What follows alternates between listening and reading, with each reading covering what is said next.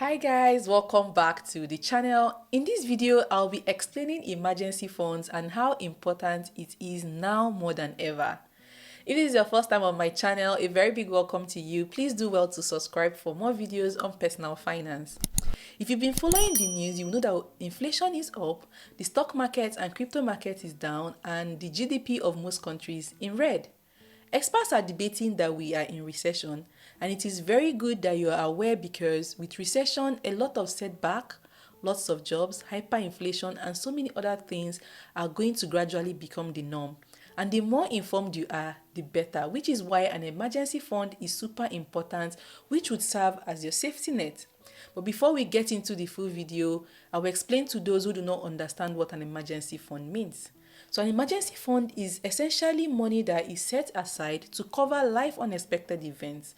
The money will allow you to live for a few months or a year should you happen to lose your source of income or pay for something unexpected that comes up without you going into debt. Think of it as an insurance policy of some kind. Rather than paying premiums to a company, you're paying yourself money that can be used at a later date. This emergency fund is cash that can be easily accessed quickly, and if some kind of unfortunate event occurs, you can get that money almost immediately. It should only be used in an event of an emergency, such as maybe you losing your job, being faced with maybe sudden medical issue, or having an unexpected repair, or anything that you consider emergency. Let's take it back to pandemic in 2019. It really brought to limelight the importance of emergency fund, as a lot of people were taken unawares with loss of jobs and no savings to fall back to. This taught a lot of us lessons, and some people really learned the hard way. So it's important to have money that you can always fall back to in case of unforeseen issues. Now that you understand what an emergency fund is and how important it is, some people might now want to know how to calculate it or even what amount to save. So what exactly should you save? A lot of financial experts suggest that we should save at least 3 to 6 months worth of salary in your emergency fund. That way, if you do lose a job or you become financially incapable to earn for a moment, you will have enough money to get by for a few months until you can get back on your feet. And this depends on your preference and income level. The amount is not fixed. It varies for most people, especially with your income level. The first thing you should do, or the first thing I did, was to list out the important recurring expenses I have every month, and maybe with a little miscellaneous. So I'm going to quickly show you an example of how I came up with mine. Remember, all the estimates and calculation I'm going to be doing in this video is not specific to anyone. I'm just going to use it as an example. It might be a little bit close to what I did, but let me show you guys. So if we come to this sheet, you can see that I wrote out emergency fund estimation. So we are going to be working with $3,500. Let's assume you're earning $3,500 or more or less. Just tailor this calculation to whatever you're earning. It makes it more realistic. And whenever you're doing this, please be as realistic as possible. So let's say, for example, these are the major things that I spend money on every month, like the very basic things that would make me survive if I'm unable to earn. So the first thing is my house rent, and my house rent, let's assume that is going to be $600, right? So if it's $600, in Germany here, a monthly transportation, for your monthly transportation to be able to access anywhere every month, is 86 euros. So we're just going to be working with dollars. And then for gym, I pay 20, for data, I pay 30, and then for feeding, let's assume 500. And then maybe for those who have family members or people that they help, you can add. So let's assume I'm adding like 300, and then miscellaneous could just be, maybe you just want to still be able to live a little, like go out sometimes and eat out, or maybe just hang with friends. That miscellaneous, let's assume that I'm going to add 300 every month. So now if we calculate this, let's get the sum of this. If we get the sum of this, it's going to give us $1,836. So now it means that every month, for you to be able to live the basic life that you normally live, this person that earns 3,500 would need $1,836 every month to be able to live an okay life. So now for those who want to be on the safe side, some people might want to do a 1 year emergency fund, some people might want to do 6 months, some might want to do 3 months. It depends on you and how quickly you can save up for this emergency fund. So now we're going to multiply this by 6. So if we do this, and I try to add that issue, multiply this by 6, it means that for this person to have a 6 months emergency fund, this person needs $11,016 to be able to say, oh, if let's say I lose my job or something happens and I'm unable to earn, if I have 11,000, it means that for the next 6 months, I do not have to worry about, any financial situation, maybe not being able to pay rent or not being able to feed or move around. So this is exactly how you can come up with your own emergency fund. You can do for 3 months, you can do for 6 months. So now what I do is that I try every month to, as I've calculated my emergency fund, I know how long I want that emergency fund to be able to accommodate. Now what I do is I split it. So whenever money comes, I try to, put this amount of money towards my emergency fund.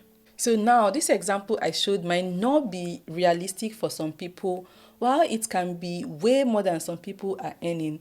But the point is that you should work with your current income. It differs for everybody. Add up how much you spend each month on maybe mortgage or rent, utility bills, groceries and vehicle expenses and whatnot. If you even want to take vacation during that period, you can add it. You should have at least enough to cover your living expenses for 3 months and probably even more, say 6 months to 1 year if you can. But if you already say you have insurance policies that will cover for unexpected emergency, you may be able to get by with just the bare minimum. But the important thing is for everyone to make a point of setting aside at least something for unforeseen expenses. With the current inflation and news about recession, a lot of companies will be laying off people to stay afloat. Prices of things will keep getting out of hand, the market is still down, so the earlier you prepare yourself, the better you are at reducing stress and financial anxiety, if it means increasing your income to meet up with the emergency fund. So some action items to help with achieving this can be: 1. Set up a plan and stick to it.